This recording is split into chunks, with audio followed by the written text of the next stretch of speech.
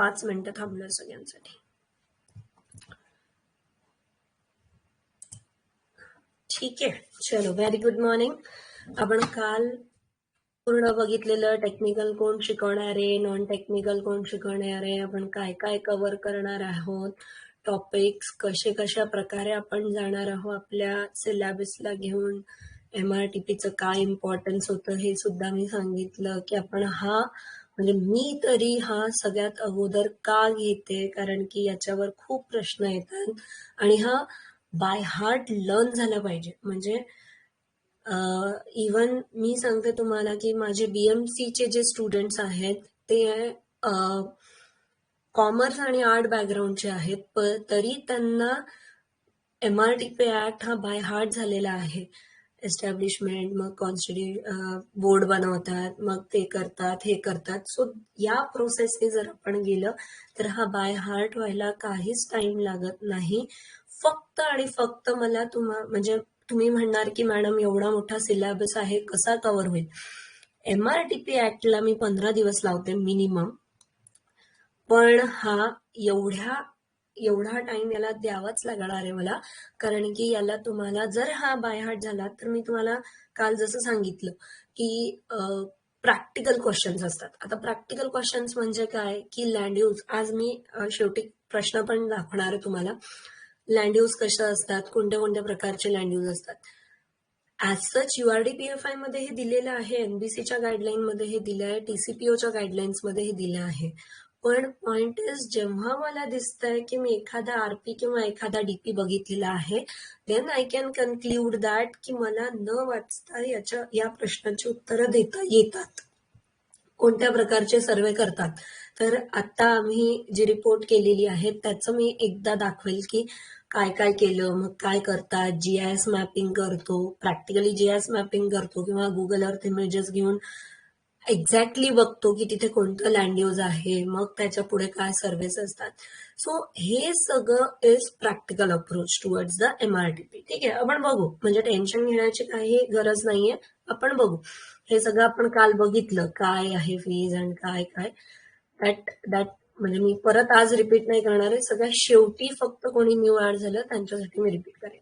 Yes, आपण आपल्या टॉपिकवर येऊ आता की आपल्याला या प्लॅनिंगची नीड का भासली. आपण काल बघितलं की पहिले काय होतं की फक्त basic source of income he land होती, ऍग्रो बेस्ड होतं. म्हणजे जिथे जिथे कमर्शियल ऍक्टिव्हिटीज म्हणजे लँड रिलेटेड इन्कम जिथे आहेत तिथे लोक राहायला आलेत, जिथून ट्रान्सपोर्टेशन इझी आहे. म्हणजे तुम्ही जर हडप्पा संस्कृती आणि हे सगळं बघाल तर ट्रान्सपोर्टेशनच्या नियरली लोक राहायला लागतात. म्हणजे फॉर एक्झाम्पल जिथे जिथे तेव्हा तर आपल्याला फक्त रिव्हरच ट्रान्सपोर्टेशन होतं की जिथनं नदी जाते तो एक ट्रान्सपोर्टेशन मीडियम होतं आपल्याला. सो तिथे कॉलनीज बनायला लागल्या, तिथे गावं वसायला लागले. पण आफ्टर द इंडस्ट्रियलायझेशन हे सगळं काय व्हायला लागलंय की रॅपिड अर्बनायझेशन वाढते, डेन्सली पॉप्युलेटेड नोड्स होतात. ते खूप म्हणजे बघा, आता प्रत्येक जण 80% ऑफ यू काही ना काही कारणास्तव पुणे, मुंबई या ठिकाणी शिफ्ट झालेले आहे. May be due to the job, may be due to the education, may be due to the better facility. So या इंडस्ट्रियलायझेशनमुळे म्हणा किंवा मेनी रिझन्स, मायग्रेशनला खूप रिझन्स आहेत. सो त्याच्यासाठी जर एका प्लेसवरनं दुसऱ्या प्लेसला जात आहे तर जिथे जिथे लोक डेन्सली पॉप्युलेटेड, डेन्सली म्हणजे जास्त लोक जिथे राहायला आले तिथलं तुम्हाला इन्फ्रास्ट्रक्चर सुधारावं लागेल, सो दॅट तुम्हाला तिथे लोक प्रिफर करेल. बघा, खूप लोकांना असतं की मुंबई आवडत नाही का, कारण की डेन्सली पॉप्युलेटेड आहे, याच्यापेक्षा आम्ही नागपूरला राहू किंवा याच्यापेक्षा आम्ही पुण्याला राहू. But there are the people ज्यांना म्हणजे रिझन्स आहे मायग्रेशनचे, तिथे एवढं आपलं इकॉनॉमिक हेड आहे, अपॉर्च्युनिटीज आहे. सो देर आर द म्हणजे जेवढे पॉझिटिव्ह पॉइंट आहे तेवढे निगेटिव्ह पण पॉइंट आहे. पण जर आपल्याला ती सिटी डेड सिटी नाही व्हाऊ द्यायची, म्हणजे डेड सिटी म्हणजे काय की आता ती सिटीमध्ये लोक प्रिफर करत नाहीये राहायला जायला, त्याला म्हणतात डेड सिटी. आता इथे कोणत्याच प्रकारचं अपलिफ्टमेंट होण्याचं स्कोप दिसत नाहीये. इन फ्युचर याला काही जास्त करता येणार नाही, त्याला डेड सिटी म्हणतात. तर कोणतीही सिटी डेड होऊ देऊ नये याच्यासाठी we need to upgrade that city. We need to जे काही आपल्याला करता येईल ते करावं लागेल. सो याच्यासाठी प्लॅनिंगची गरज भासायला लागली. ठीक आहे, इतकं आपण काल बघितलेलं की which are the types of plan. Regional plan मी तुम्हाला सांगितलं सुद्धा होतं की रिजनल प्लॅन असतो, त्याच्यात डेव्हलपमेंट प्लॅन असतो, त्याच्यात टाउन प्लॅनिंग स्कीम असते आणि याचं डिटेल्स काय आहे ते आपण परत URDPFI गाईडलाईन्स जेव्हा शिकू त्याच्यात ते परत रिपीट होणार आहे. ठीक आहे, कुठेही व्हिडिओ हँग झाला म्हणजे तर मला प्लीज सांगाल, कारण की मी आपल्या फ्लो मध्ये जात असते आणि मला काही कळत नाही. ठीक आहे, चलो. सो आज आपण प्रॉपरली टाउन प्लॅनिंग या सब्जेक्टला चालू करू. आणि बघा, मी जसं तुम्हाला सांगितलं की मला 2 दिवस द्या, कारण की काय होतं, ह्या वर्डिंग्स तुम्हाला माहिती नाही आहेत. वेल balance social and economical development. आता हा जो वर्ड आहे हाय फंडू वर्ड वाटतं आणि असं वाटतं अरे बापरे काय आहे हे social and economical development. So या या वर्डशी तुम्हाला फॅमिलियर सॉरी या वर्डशी तुम्हाला फॅमिलियर करण्यासाठी आपण समोरचे 2 दिवस मी तुमचे मागितले होते. ठीक आहे, सो मेन ऑब्जेक्टिव्ह म्हणजे टाउन प्लॅनिंग करण्याचं मेन ऑब्जेक्टिव्ह काय आहे, what we can think of. बघा, जेव्हा कोणत्याही सिटीचं टाउनचं मेट्रो सिटीजचं तुम्ही प्लॅनिंग करता तर कोणत्या कोणत्या गोष्टी तुम्हाला लक्षात ठेवायला पाहिजे, फिजिकली, इकॉनॉमिकली, सगळ्या. बघा, आता मी पुढे जेव्हा पण आता याच्यानंतर मी 2 दिवस देते सगळ्यांना, पण याच्यानंतर जेव्हा मी कोणती गोष्ट म्हणेन म्हणजे फिजिकल डेव्हलपमेंट जेव्हा मी म्हणते तर व्हॉट इज फिजिकल डेव्हलपमेंट, ही जे काही तुम्हाला फिजिकली दिसते म्हणजे व्हर्टिकल म्हणा, हॉरिझॉन्टल डेव्हलपमेंट म्हणा, that is the physical development. एखाद्या रोड झालेला आहे, एखादी बिल्डिंग झालेली आहे, जे दिसतंय that is physical development.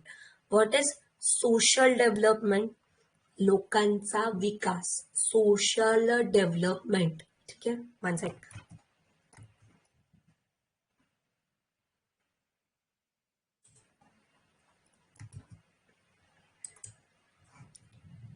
Blur दिसते सगळ्यांना, ब्लर दिसतंय.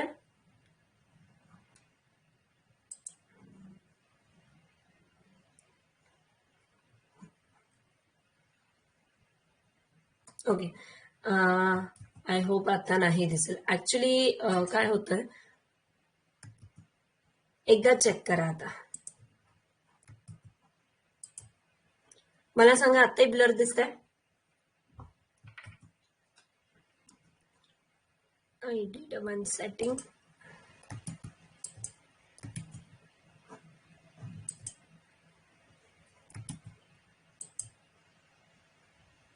आताही ब्लर दिसतंय. PPT सुद्धा.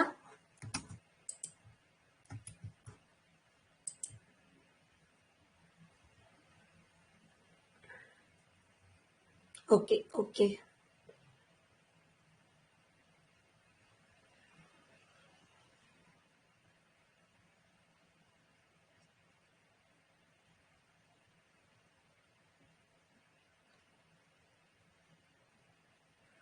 हा क्लिअर होईल आता. येस, होईल आता क्लिअर होईल. I did a setting. चला, ठेवतो आपण.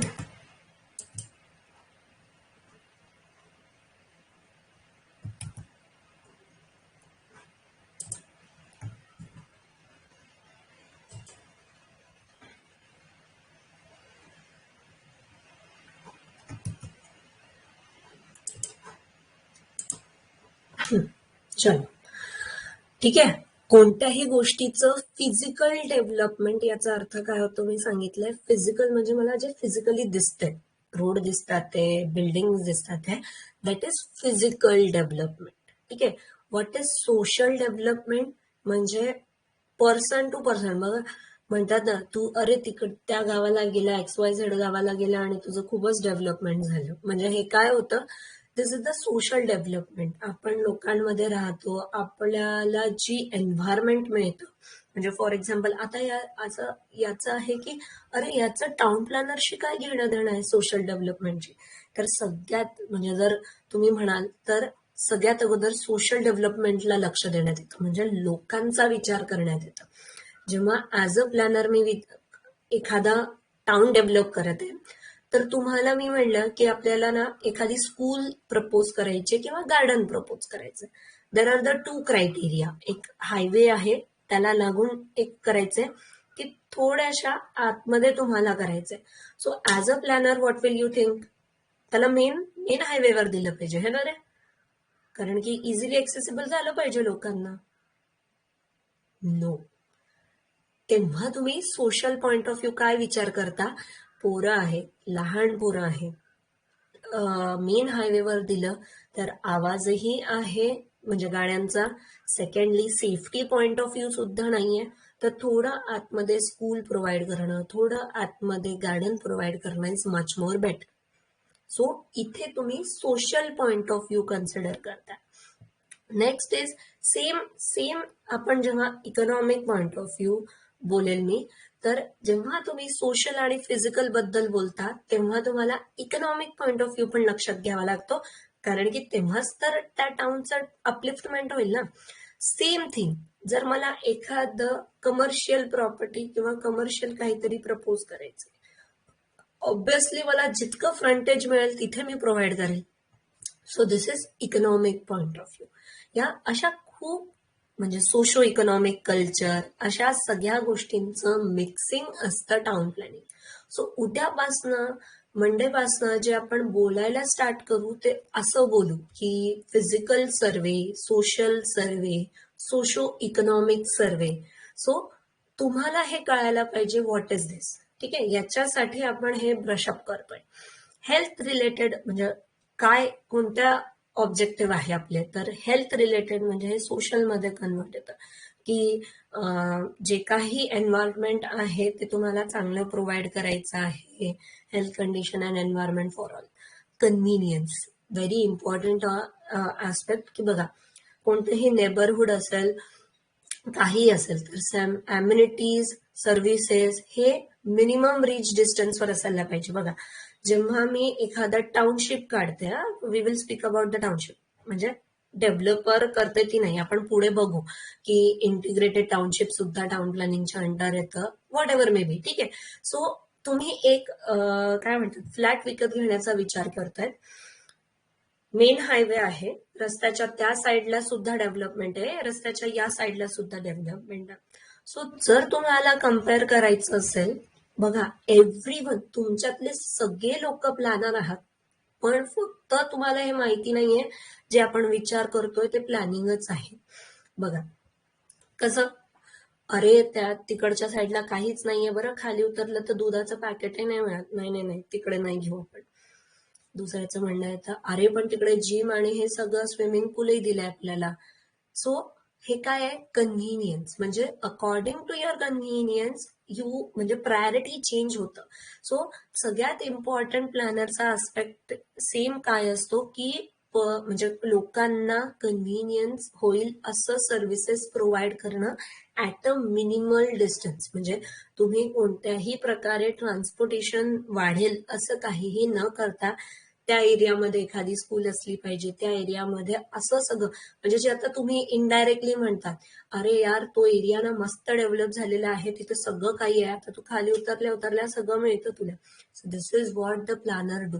ठीक आहे, ऍस्थेटिक आणि ब्युटी, जे दिसायला सुंदर आहे, एन्व्हायरमेंट फ्रेंडली आहे, हे सगळं प्रोव्हाइड करतात.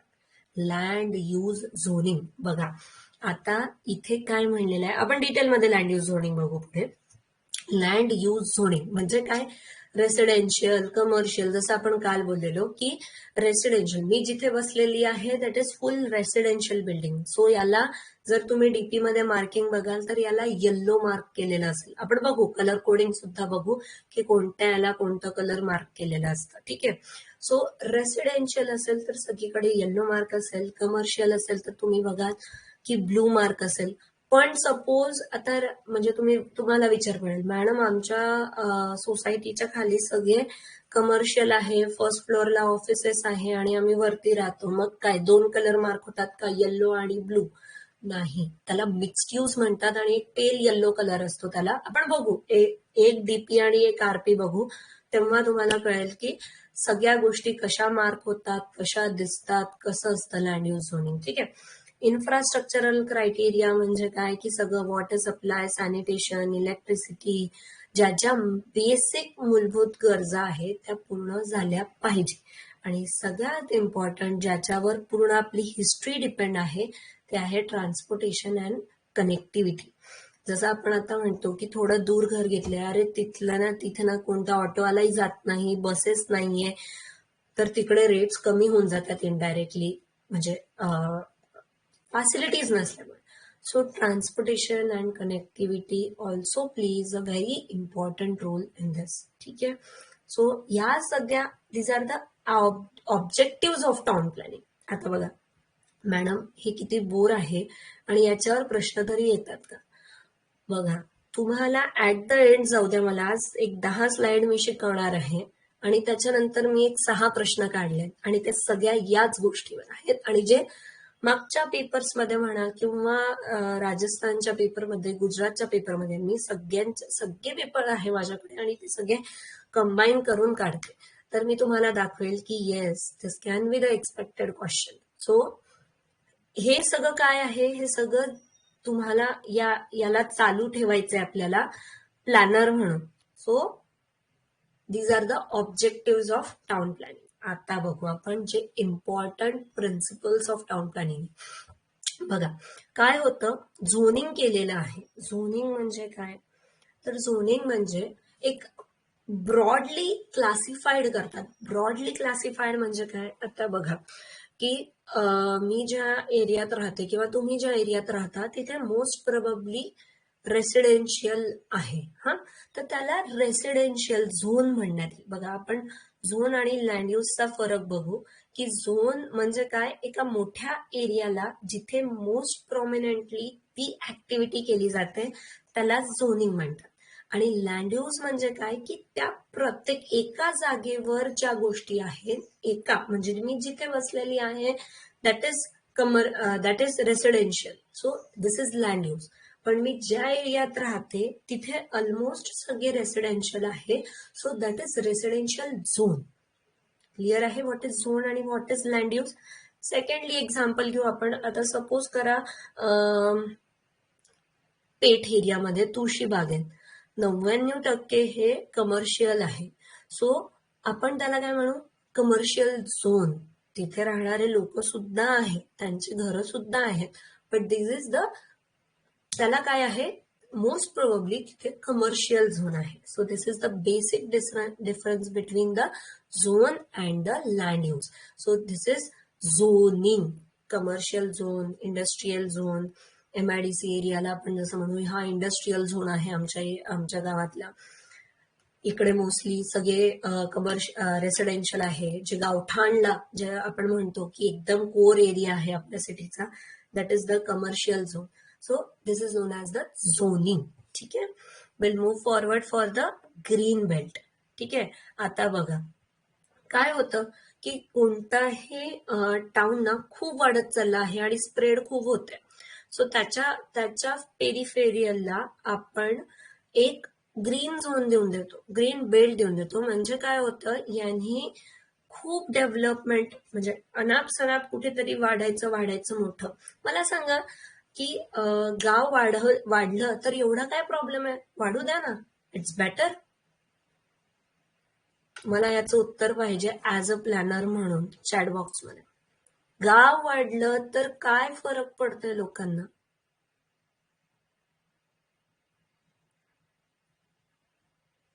गाव वाढलं तर काय टेन्शन आहे, चांगलंच आहे ना, कशाला टाकायचा हा green belt?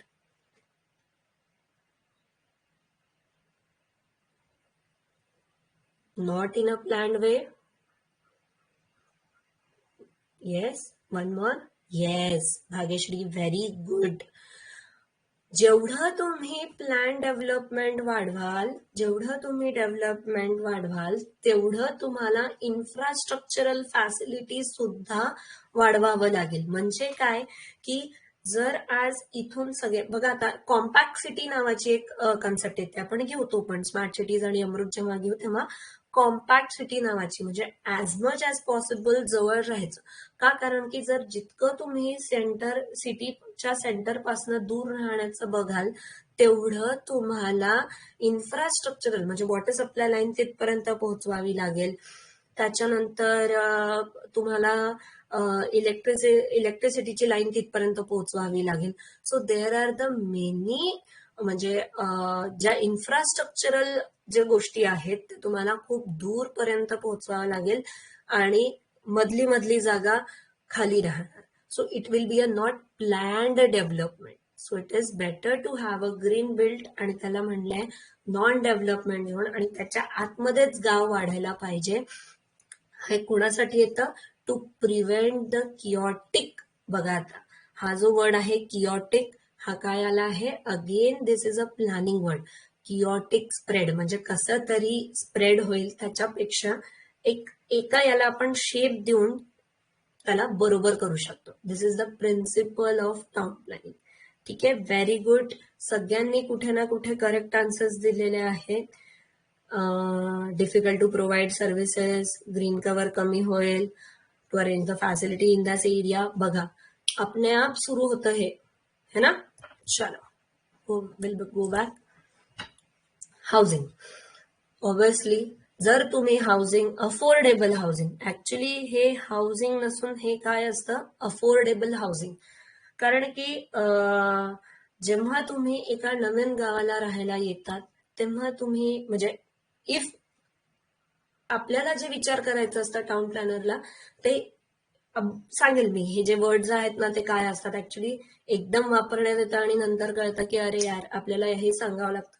EWS, LIG, economical weaker section, lower income group, middle income group आणि हायर इन्कम ग्रुप, असे लोकांचे क्रायटेरिया असतात. मी क्रायटेरिया सांगेल की इकॉनॉमिकल वीकर सेक्शन कोणाला म्हणतात, लोअर इन्कम ग्रुप कोणाला म्हणतात. फक्त आपण आज काय लक्षात ठेवणार आहे, तर आज आपण त्यांचे लॉंग फॉर्म आणि कोणाला काय म्हणतात. EWS is economical weaker section, त्याच्यावरती LIG is lower income group, MIG middle income group, HIG higher income group. ठीक आहे, आता we need to think about EWS, LIG आणि MIG, कारण हायर इन्कम ग्रुप वाल्यांना housing is not an issue, even middle for. तर ठीक आहे, तर EWS आणि LIG लोकांना अफोर्डेबल हाऊसिंग हे इम्पॉर्टंट आहे. अफोर्डेबल हाऊसिंग बद्दल आपल्याला टेक केअर करावं लागेल, otherwise it will create a slum. जर तुम्ही अफोर्डेबल रेट्स मध्ये अफोर्डेबिलिटी मध्ये जर हाऊसिंग प्रोव्हाइड नाही केलं तर इट विल क्रिएट स्लम. आणि जर स्लम क्रिएट झाले तर प्लॅनिंग म्हणजे you are not a good planner. So housing plays a vital role in planning. बघा मुंबई आणि पुणे जेव्हा आपण दोन्ही कम्पेअर करू, 1 BHK घ्यायचंय मुंबईला आणि 1 BHK घ्यायचंय काय म्हणतात तुम्हाला पुण्यात, आणि 1 BHK घ्यायचंय अकोल्याला, 1 BHK घ्यायचंय गडचिरोलीला. अफोर्डेबल हाऊसिंग बद्दल बोलते मी, है ना? पण म्हणजे मी आता विदर्भ मराठवाडा कम्पेअर नाही करेल, कारण की आपण पहिले थोडस हे करू किंवा जिथे लोक मायग्रेशन आहे कशासाठी, तर फॉर काय म्हणतात तुम्हाला जॉब म्हणा, एज्युकेशन म्हणा. सो सगळ्यात इम्पॉर्टंट अशा लोकांसाठी काय असतं? Affordable housing, otherwise it will create a slum. ठीक आहे, मी घेईल सगळ्यांचे प्रश्न चॅटबॉक्सचे घेईल, फक्त एकदा मला थोडं कम्प्लीट होऊ द्या आणि मी हे पूर्ण रिपीट सुद्धा करते at the end of the lecture. ठीक आहे, पब्लिक बिल्डिंग आणि रिक्रिएशनल सेंटर. पब्लिक बिल्डिंग म्हणजे ऑब्व्हियसली बघा, पब्लिक बिल्डिंगचं ना खूप चांगलं एक्झाम्पल सांगते. म्हणजे मी गांधीनगरला म्हणजे गुजरातमध्ये वर्क केलेलं आहे, त्यांच्या ऍक्टवर ऍक्च्युली काय आम्हाला काय म्हणतात त्याला 2-3 महिन्याचं इंटर्नशिप असतं COAP ला असताना. तेव्हा गुजरातला हेड ऑफिसला त्यांचं टाउन प्लॅनिंग स्कीम्सवर चालू होतं की काय आम्ही करून वेगवेगळं करू शकू. तेव्हा जेव्हा आम्हाला लक्षात आलं, तर बघा पहिले गांधीनगर नव्हतं, सगळं काही अहमदाबादमध्ये होतं. पण काय होत होतं की अहमदाबादचं म्हणजे obviously market is very good, सेप्ट आहे, निर्मा युनिव्हर्सिटी आहे, म्हणून एज्युकेशन वाईज ऑल्सो तिथे लोक मायग्रेशन होतात आहे. या सगळ्या गोष्टीमुळे ना ते अहमदाबाद खूप कंजेस्टेड झालं, अहमदाबाद खूप ओव्हरलोडेड झालं. त्यांनी काय केलं, सगळ्या पब्लिक बिल्डिंग उचलून, सगळ्या गव्हर्नमेंट ऑफिसेस उचलून गांधीनगरला टाकून दिल्या. म्हणजे कन्सेप्ट काय होता त्याच्या मागचा, की इथला जो भार आहे तो उचलून दुसरीकडे टाकायचा, सो दॅट द पीपल, म्हणजे ती सिटी डेड होणार नाही आणि लोक दुसरीकडे काउंटर मॅग्नेट आपण घेऊ. What R the types of the काय म्हणतात सिटीज, त्याच्यात मी तुम्हाला सांगेल. दिस is the best example of counter magnet. Blur दिसते, what I can do for that, कारण की आज खूप पाऊस असल्यामुळे may be let me check speed.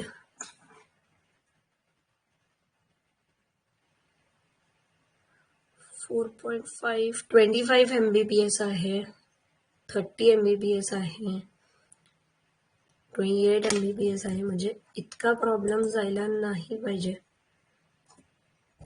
बघा बरं, म्हणजे ऍक्च्युली ही इमेज ब्लर आहे थोडीशी. आता हे बघा, ही पण ब्लर दिसते. Let me know.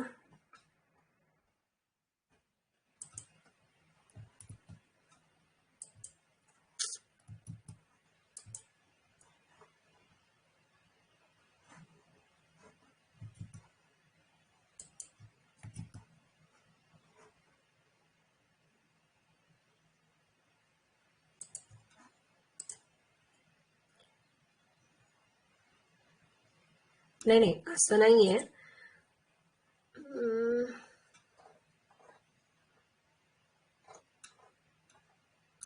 Planning process clear आहे का की नाही? Yes, I will continue. पण प्लॅनिंग प्रोसेस क्लिअर आहे की नाही?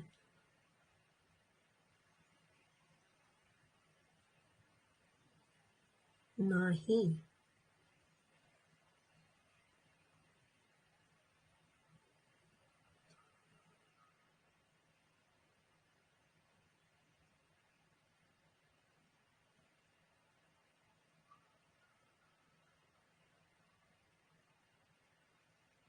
ओके, मे बी ते कसं होतं, कोणाकडे सुद्धा प्रॉब्लेम असू शकतो, माझ्याकडेही असू शकतो.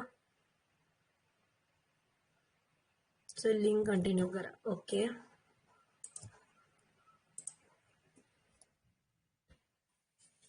ठीक आहे. सो पब्लिक बिल्डिंग आपण त्या तिकडे शिफ्ट केलेलं, सो दॅट ती सिटी डेड सिटी नाही व्हावी, ती सिटीचं काउंटर मॅग्नेट केलंय. ठीक आहे, आपण बघू पुढे की काउंटर मॅग्नेट काय असतं, सॅटेलाइट टाउन काय असतं, हेरार्की वाईज कसं घेतलं जातं, ते सगळं. ठीक आहे. So these are the public buildings, याला म्हणतात पब्लिक बिल्डिंग्स, आणि it should be distributed through out the town.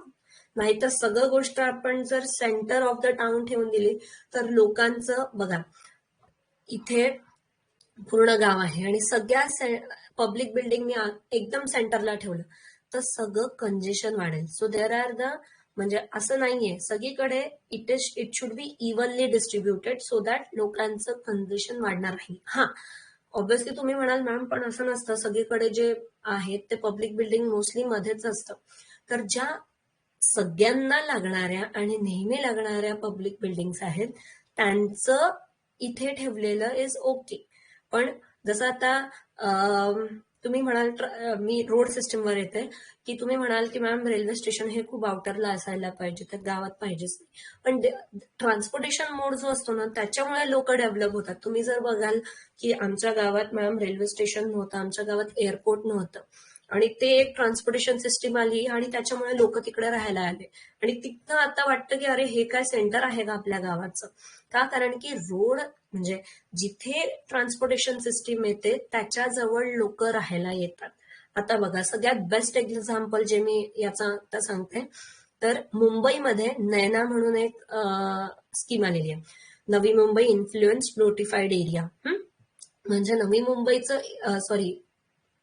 International एअरपोर्टचं नवी मुंबईचं जे एअरपोर्ट बनणार आहे इन फ्युचर, त्याच्या आजूबाजूची जे जागा होती ती अशा डेव्हलप व्हायला लागल्या की इट इज लाईक दुसरं नवी मुंबई बनणार आहे का.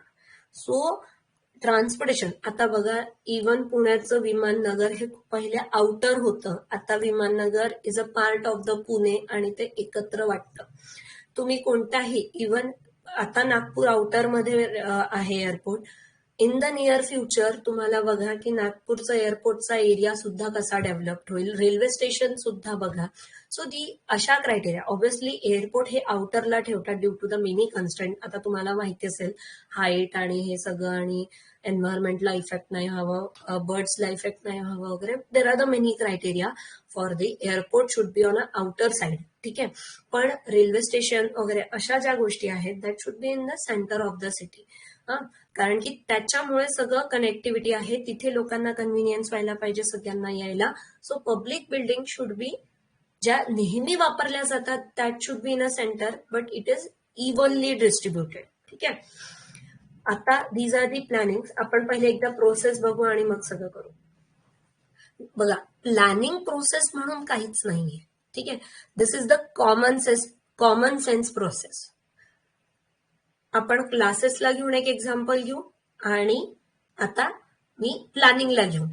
सपोज एखाद्या जंक्शनवर खूप जास्त कंजेशन होते, सो याचं मला प्लॅनिंग करायचंय, किंवा एखाद्या टाउनचं मला प्लॅनिंग करायचंय. सो व्हॉट फर्स्ट प्रोसेस, म्हणजे ही तर वेळ म्हणेल की ही तुम्ही कोणत्याही गोष्टीला लावा. So what is this? You need to identify and define the problem. Problem काय आहे? कंजेशन होतोय ना तिथे. So we identify the problem, define the problem. का? कारण की काय सोडवायचं हे माहिती असायला पाहिजे ना. So we identify the problem, we define the problem. ठीक आहे, मग हा प्रॉब्लेम आपल्याला सोडवायचा आहे, म्हणजे खरंच काय अचीव्ह करायचंय. So this is what the objective. ठीक आहे, त्याच्यानंतर we start collecting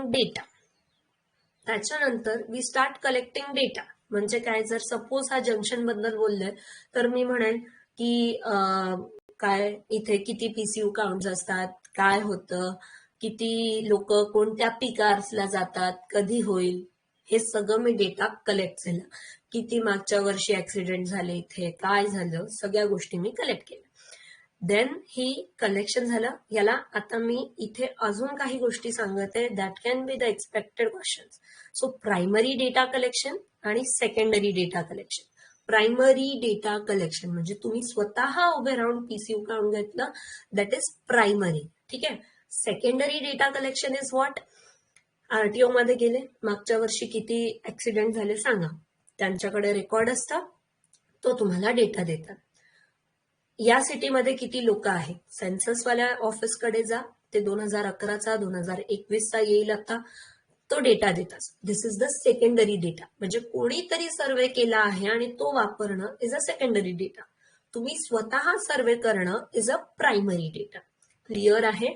so problem identify केलं, ऑब्जेक्टिव्ह डिफाईन केले, डेटा कलेक्ट केलं, डेटाचं अनालिसिस केलं की काय काय गोष्टी आपल्याकडे आहे आणि त्याचं काय.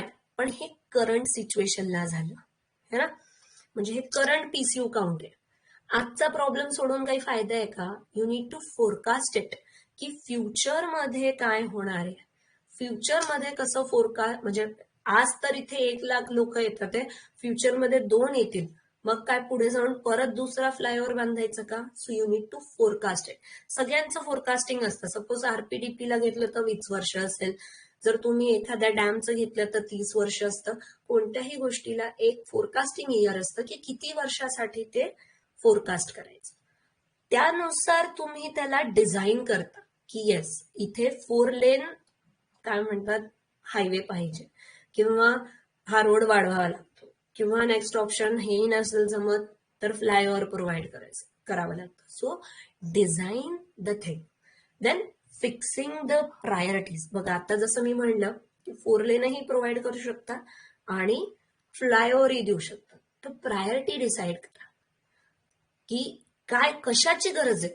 म्हणजे दोघांचं कॉस्टिंग काढा, दोघांचं विचार करा की प्रायोरिटी कोणाला दिली पाहिजे. सो फिक्सिंग द प्रायोरिटी, मग इम्प्लिमेंट करा आणि मग रिव्ह्यू करा. सगळ्यात बेस्ट एक्झाम्पल क्लासेसला घेऊन. ठीक आहे, प्रॉब्लेम काय आहे? ATP. Identify the problem, define the objective. Notes भेटल्या पाहिजे, मॅडमनी खूप 4-4, 5-5 तास शिकवलं पाहिजे, चांगलं शिकवलं पाहिजे, असं झालं पाहिजे. डेटा कलेक्ट करा की हु is going to teach us, काय होणार आहे, अनालिसिस करा. फोरकास्ट करा की पुढे जाऊन काय होईल, 1 महिन्यानंतर मला किती येणार आहे. डिझाईन करा, प्रायोरिटीज द्या, इम्प्लिमेंट करा आणि नंतर स्वतःच सांगा की yes we R at a good position or not. So ही म्हणलं ना तुम्हाला, ही काही प्लॅनिंग प्रोसेस इज नॉट काही हाय फंडू फंडा. ही तुम्ही बॅक माइंडेडली सगळ्या गोष्टींसाठी वापरत असतात, त्याला म्हणतात प्लॅनिंग प्रोसेस. मी इथे टाउन प्लॅनिंग प्रोसेस नाही लिहिलंय, it is a planning process. कोणत्याही गोष्टी एटीपीच्या क्लासेस जॉईनिंगला तुम्ही प्लॅनिंग केलेलं आहे, तुम्ही प्लॅनिंग प्रोसेस केलेली आहे. जंक्शनचं अपग्रेडेशन करायचं होतं, तुम्ही प्लॅनिंग केलेली आहे, दिस is the planning process. I hope planning process is very clear to everyone. 15 मिनिटं द्या मला, मी रिपीट 5-10 मिनिटं द्या, मी रिपीट करेल. ठीक आहे, टर्मिनॉलॉजीज. ऍक्च्युली तर हे आपण URDPFI मध्ये कव्हर करू म्हणा पूर्ण, की म्हणजे टाउन कोणाला म्हणतात, सेन्सस कोणाला, सेन्सस टाउन कशाला म्हणतात, क्लास 1, क्लास 2, क्लास 3 टाउन्स कोणते आहेत, विलेजेस, स्मॉल हॅमलेट्स आणि हे सगळे काय आहेत. एक काम करू आपण, हे URDPFI मध्ये कव्हर करू, कारण की याच्यात तुम्हाला स्टॅच्युटरी टाउन पण आहेत, आउटग्रोथ, मायग्रेशन आणि कसं आहे ते मी सगळं सांगेन. पहिले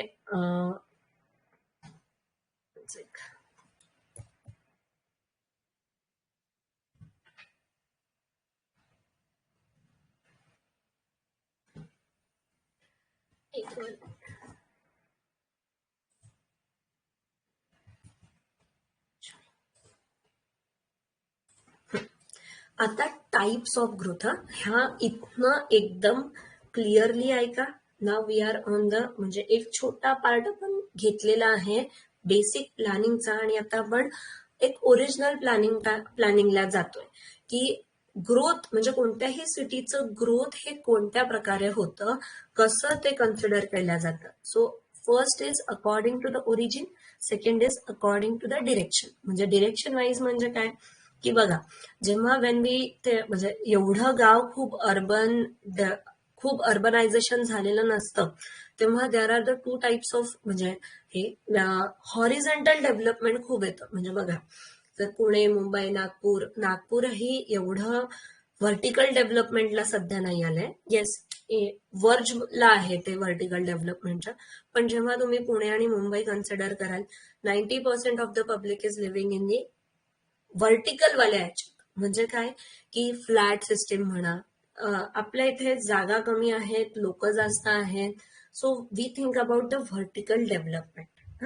आणि व्हॉट इज डिरेक्शन मध्ये हॉरिझॉन्टल डेव्हलपमेंट, म्हणजे आता आहे, we have the enough space, we have the enough number of people, म्हणजे ज्यांना हाऊसिंग प्रॉपरली प्रोव्हाइड होतं. सो मोस्ट प्रोबेबली हॉरिझॉन्टल वेनी म्हणजे त्याचं डेव्हलपमेंट होतं.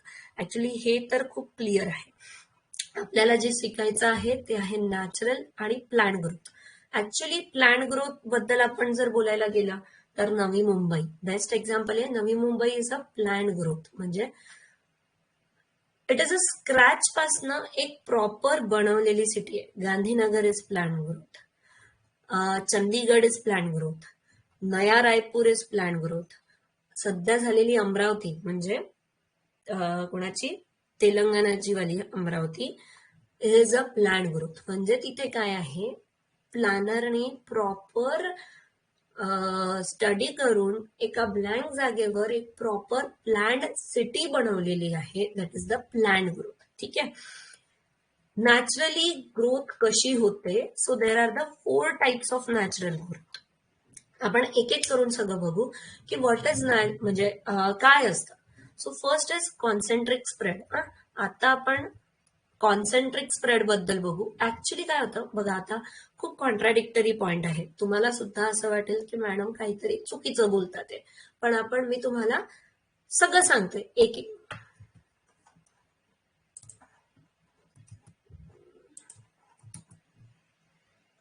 काय झालंय, फर्स्ट सिटी चंदीगड कोणी केलं, म्हणजे काही प्रश्न होता का?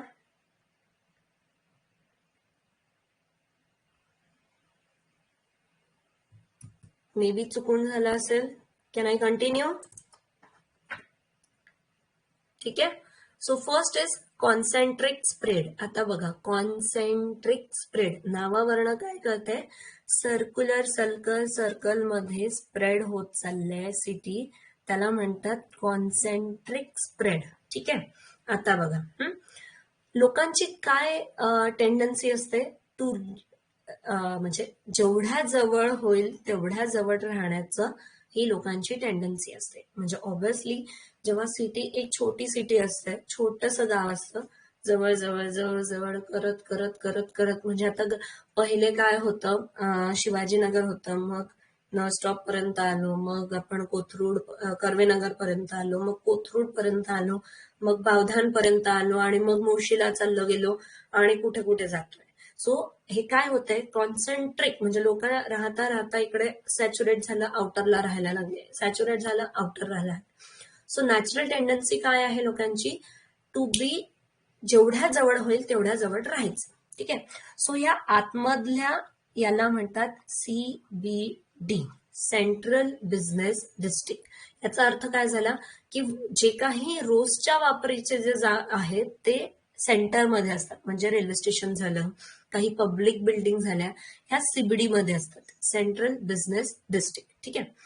त्याच्यानंतर आता बघा, कॉन्ट्राडिक्टरी पॉइंट सुरू झाला.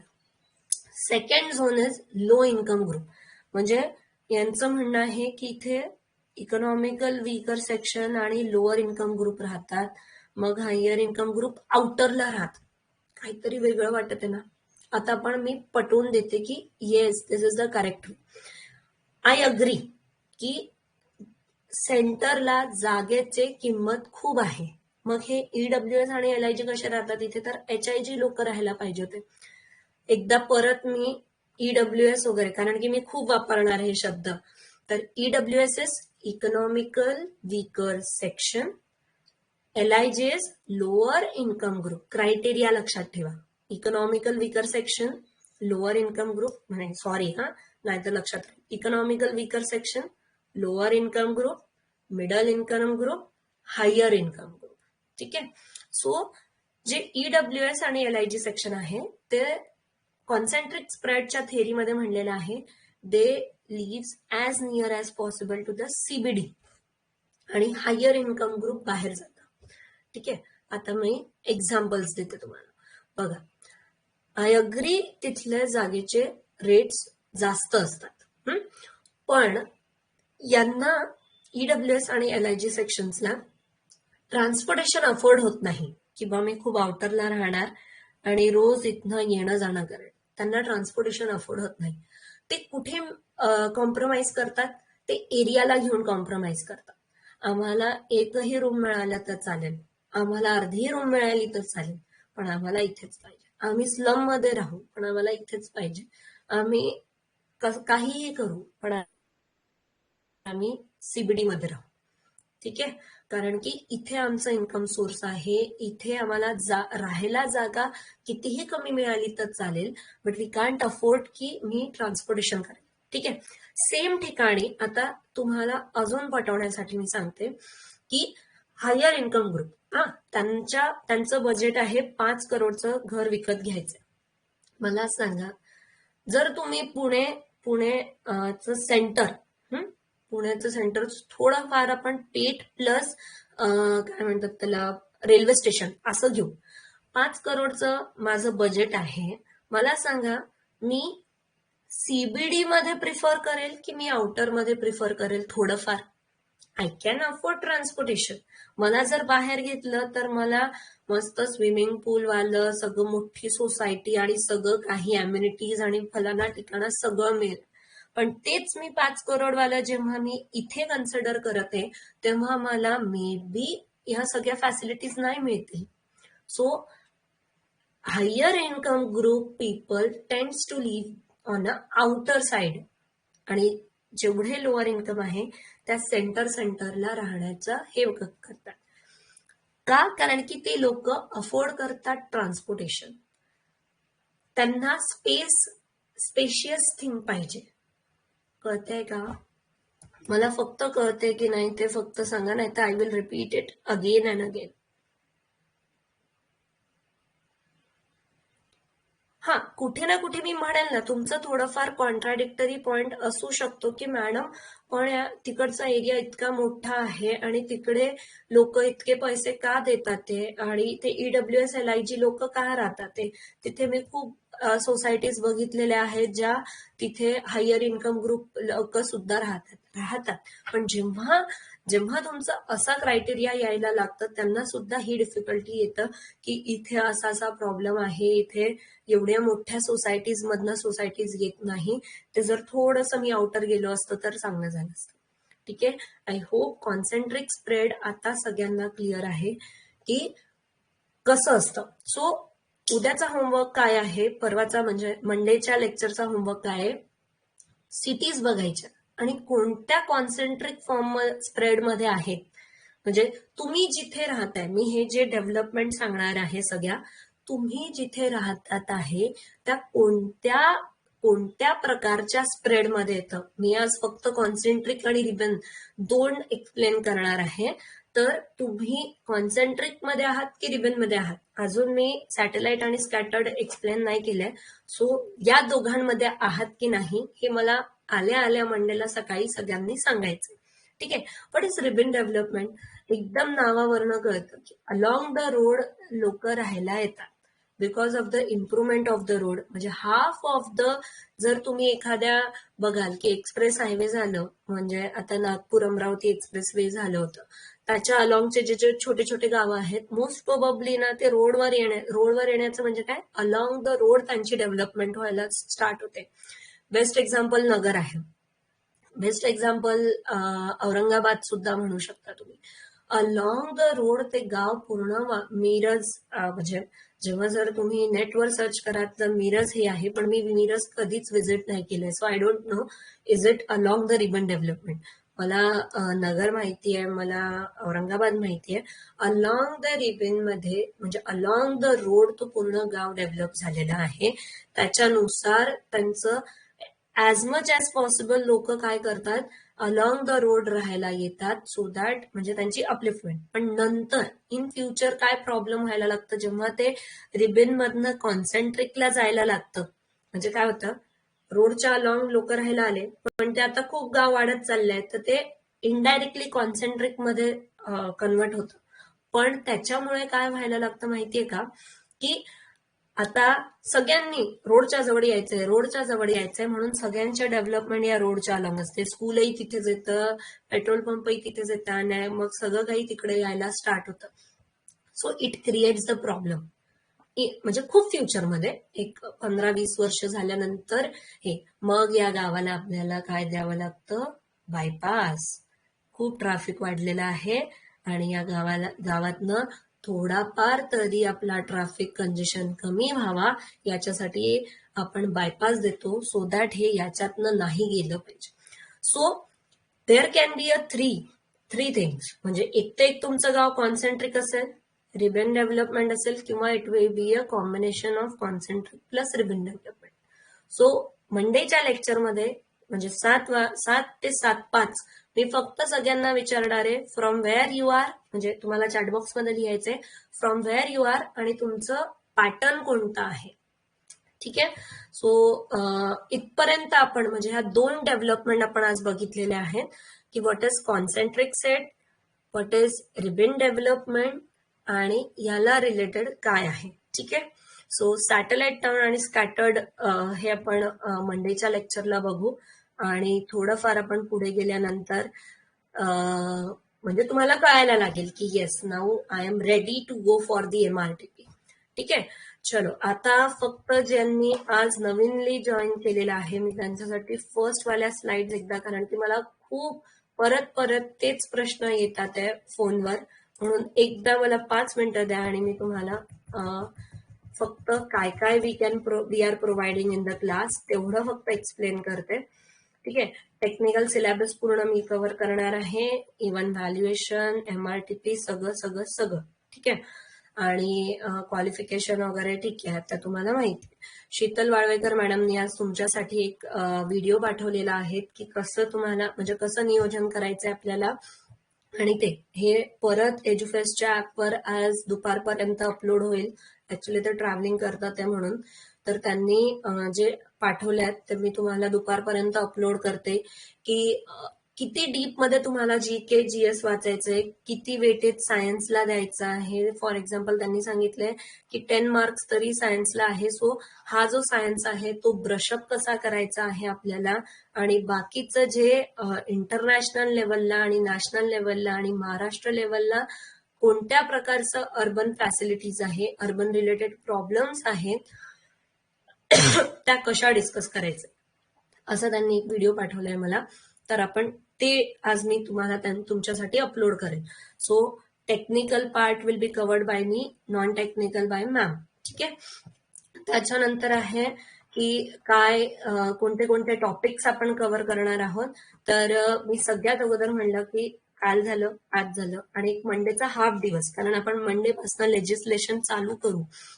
म्हणजे मंडे पासून आपण MRTPच्या अगोदर काय होतं, म्हणजे 1915चा ऍक्ट, 54चा ऍक्ट आणि त्याच्या अगोदर सुद्धा काय झालं ते बघून आपण MRTPला स्टार्ट करू. म्हणजे उद्यापासून तुमचे एक्सपेक्टेड क्वेश्चन सुरू होणार आहे. ठीक आहे. त्याच्यानंतर मी MRTP घेते, लँड ऍक्विजिशन घेते, आणि मग मोस्ट प्रोबेबली तर ट्रान्सपोर्टेशन सुरू करते, आणि त्याच्यानंतर व्हॅल्युएशन, कारण की मला व्हॅल्युएशन मध्ये गॅप नाही पाहिजे. आणि व्हॅल्युएशनच्या म्हणजे जर MRTP आणि लारा लवकर संपला, पण मला नाही वाटत, या दोघांना 20 डेज तर लागतातच, बाकीच्यांना कमी लागतात, पण या दोघांना 20 डेज लागतात, आणि मला व्हॅल्युएशनला 10 दिवस लागतात. आणि विदाऊट ब्रेक, विदाऊट दिवाळीचा ब्रेक मला व्हॅल्युएशन पाहिजे. So may be me transport चालू करेल आणि नंतर व्हॅल्युएशन चालू करेल, कारण की एकदा valuation method शिकवल्यानंतर, table शिकवल्यानंतर stamp duty शिकवणं खूप गरजेचं ठरतं. जर ते कुठेही मिस झालं तर तुम्हाला परत मला ते स्टॅम्प ड्युटी शिकवता शिकवता व्हॅल्युएशन रिपीट करावं लागतं, टेबल्स थोडेफार सांगावे लागतात, रेडी रेकनर रेट सांगावे लागतात, आणि खूप डिफिकल्ट जातं मग. सो मोस्ट प्रोबेबली आपण MRTP, लँड ऍक्विजिशन आणि ट्रान्सपोर्ट असं सुरू करणार आहे. ठीक आहे. सो दॅट हे दिवाळीच्या पहिले इतकं पूर्ण संपायला पाहिजे तुमचं. काय काय देणार आहे, आणि हे खूपदा झालंय. फक्त आजपर्यंत आज सेकंड पर्यंत जर केलं तर 14,000 फीज आहे, फुल फीज पे केल्यावर.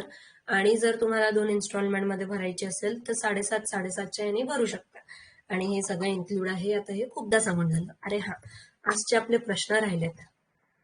First will go for that. आणि मला पटापट चॅटबॉक्स मध्ये पाहिजे की थोडे तरी प्लॅनर बनले की नाही तुम्ही.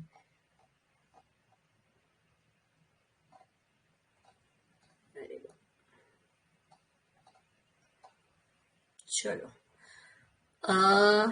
मला तुम्ही फर्स्ट प्रश्नाचं उत्तर द्यायचंय. सगळ्यांना दिसत असेल, अ development tool which implies various uses like office, commercial, institutional, residential activities in a single building is known as.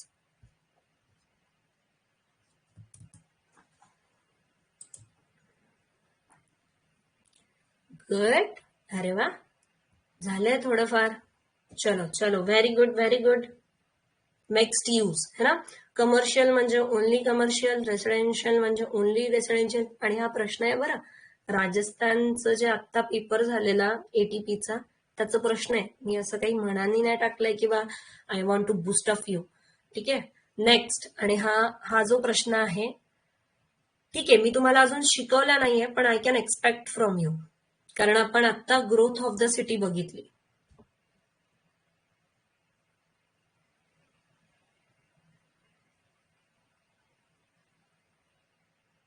चलो, ऍटलीस्ट तुम्ही मोनो आणि पॉलिसेंट्रिकला तरी आले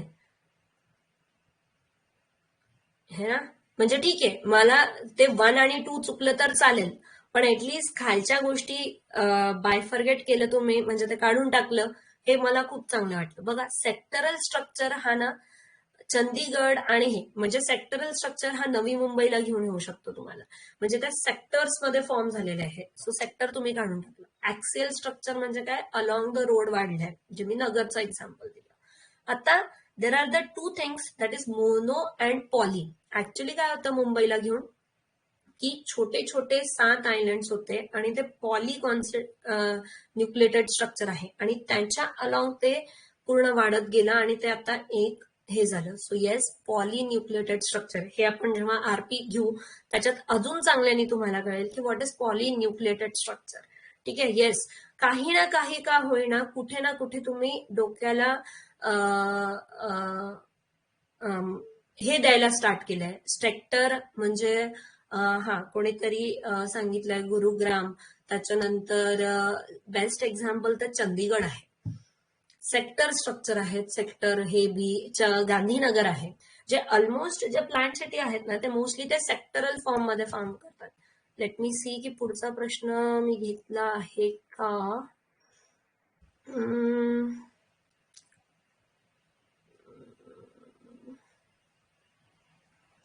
कॉमन सेन्सली फोर्थचा आन्सर द्याल का. Fourth. An unplanned illegal settlement where occupants do not have title to land or a permission from the landowner is called as urban village, satellite town, twin settlement, squatted settlement. Common सेन्सनी दिलं, मी शिकवलं नाही तरी, है ना. Unplanned illegal settlement, स्क्वॅटेड development, है ना. कसंही वाढत चाललंय गाव. Good good. चलो, अजून एक प्रश्न घेऊ शकते का मी. नाही घेऊ शकत, याचं उत्तर वेगळं आहे, म्हणजे मी शिकवलं नाहीये. ठीक आहे. I hope everyone is clear की काय आहे आणि कसं होणार आहे आपले लेक्चर्स आणि काय. ठीक आहे. आता जर कोणाला प्रश्न असेल तर आज क्लिअर कराल. मंडे पासनं तर ज्यांनी फीस पे केलेली आहे तेच बसणार आहेत, ज्यांची ऍडमिशन झालेली आहे तेच बसणार आहे. सो प्लॅनिंग प्रोसेस वापरा आणि क्लिअर करा की आपल्याला काय करायचंय. ठीक आहे. जे आज प्लॅनिंग प्रोसेस त्याच्यासाठीच शिकवली आहे की yes, identify the problem, data collection करा, डेटा अनालिसिस करा, फोरकास्ट करा आणि इम्प्लिमेंटेशनवर या. गुड. चलो, तुमच्याकडनं काही प्रश्न असेल झोन आणि लँड यूज मधला डिफरन्स, की then what is the difference between the zone and the land use. Actually बघा, जिथे फॉर एक्झाम्पल एका ब्रॉड केसमध्ये जेव्हा आपण म्हणतोय, म्हणजे फॉर एक्झाम्पल मी जिथे राहते मोस्ट प्रोबेबली रेसिडेन्शियल एरिया असतं, मोस्ट प्रोबेबली रेसिडेन्शियल बिल्डिंग्स आहेत. सो याला मी रेसिडेन्शियल झोन म्हणते. ठीक आहे. पण असं नाही आहे की रेसिडेन्शियल झोन मध्ये लँड यूज जो आहे तो सगळ्यांचा रेसिडेन्शियल आहे. काही काही हे सुद्धा आहे, है ना. काही काही कमर्शियल ऍक्टिव्हिटी सुद्धा आहे. पण ब्रॉडली या बावधान एरियामध्ये रेसिडेन्शियल लोक राहतात. So it is a residential zone. But जेव्हा मी माझ्या जागेबद्दल बोलत आहे, एका पर्टिक्युलर लँड बद्दल बोलत आहे, तेव्हा त्याचं वर्डिंग लँड यूज होईल. ठीक आहे. मॅम SEZ बद्दल सांगा. येस, आपण फर्स्ट 2 लेक्चरलाच आहे. SEZ, इकॉनॉमिक झोन, सगळ्याबद्दल बोलणार आहे आपण. मॅम एक क्वेश्चन आहे, इंटरव्ह्यूचं पण प्रिपरेशन करून घेणार आहे का. इन फ्युचर करेल, पण हे याच्यात इन्क्लुडिंग नाहीये.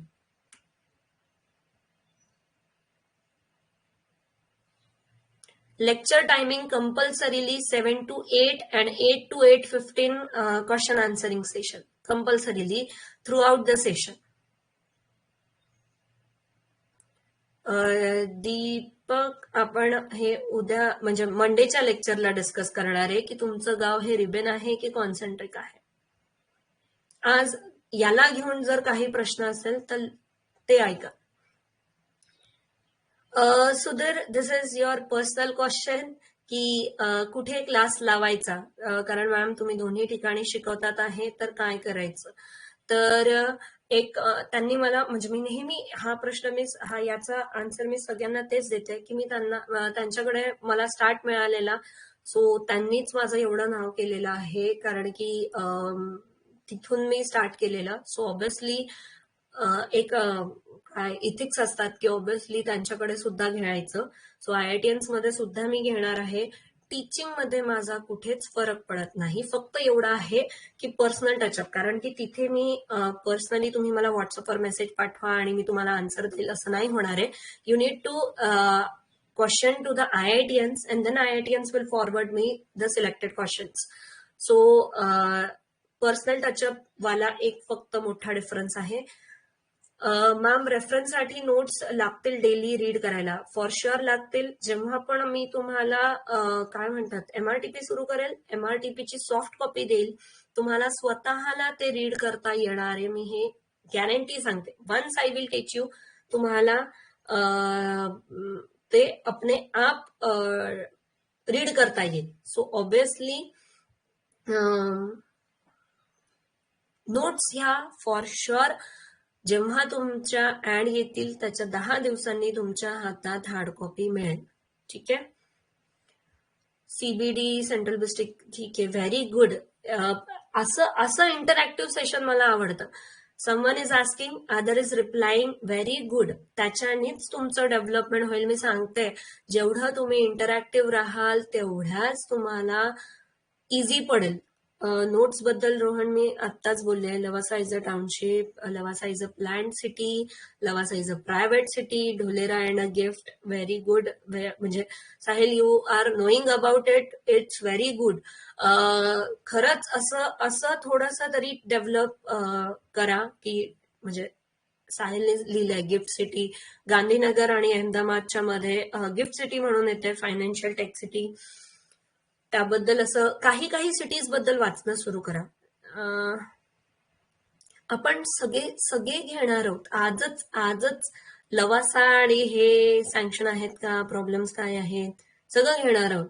म्हणजे सगळं म्हणजे नंतर तुम्हीच स्वतः हे करणार आहेत, बोलणार आहेत. आय डोंट नो रोहन, यायला तर पाहिजे डिसेंबर पर्यंतच ऍड, आणि जानेवारी फेब मध्ये एक्झाम व्हायला पाहिजे. दिस इज द एक्सपेक्टेड एव्हरीथिंग. कांचे रेसिडेन्शियल झोनसाठी ते रेसिडेन्शियल आहेत, पण त्यासाठी किती टक्के एरिया हा रेसिडेन्शियल पाहिजे.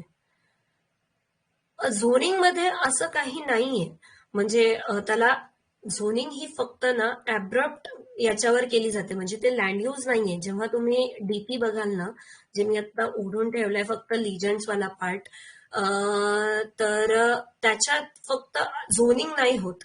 ते फक्त एका ब्रॉड सेन्सवर बोलण्याची हे असतं की झोनिंग काय असतं. Samadhan, what is question ATP to TP, म्हणजे किती वर्षात होईल असा प्रश्न आहे का?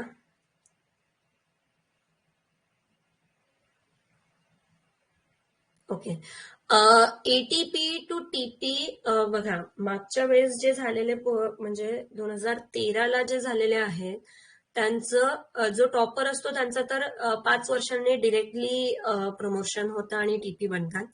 पण सपोज 2013ला जी झालेली ATP होत्या आणि 2018ला TPचा पेपर आलेला, ATPच्या सोबत सेम सिलेबसचा सेम पेपर TPचा होता, तर TPचा सुद्धा काय म्हणतात त्याला, TPचा सुद्धा तुम्हाला, म्हणजे तेव्हा एक्झाम देऊन तुम्ही क्रॅक केली आणि तुमचा इंटरव्ह्यू पास झाला तर 3 वर्षातच तुम्ही TP होऊ शकता. पण जर तुम्हाला म्हणजे न एक्झाम देता प्रमोशन पाहिजे तर त्याला 5 वर्ष लागतात. येस, 13ची क्रॅक आहे, 18ची क्रॅक आहे. एक्झाम देते मी नेहमी. शीतल मॅमचं एक डेमो लेक्चर द्या. I will try. Ma'am, level of exam ATP आणि TP दिस टाइम, मोस्ट प्रोबेबली 18ला तर सेम पेपर सेम सिलेबस होता, म्हणूनच 18चा पेपर हा खूप प्रॅक्टिकल पेपर होता. आणि त्याच्यातले 3-4 क्वेश्चन्स डिलीट पण करण्यात आलं की काय आहे. Deepak sir, I guess you are from some other batch आणि तुम्ही परत त्याच्यावर येतात आहे. We are solving the doubt sessions of the people, so please let that do first. नाही, उद्या आहे का नाही असं मी म्हणलंय. फक्त मी काय म्हणलंय तुम्हाला, शीतल मॅमचं डेमो लेक्चर देण्याचा मी प्रयत्न करते तुम्हाला. उद्या नाहीये असं मी कन्फर्म नाही केलंय.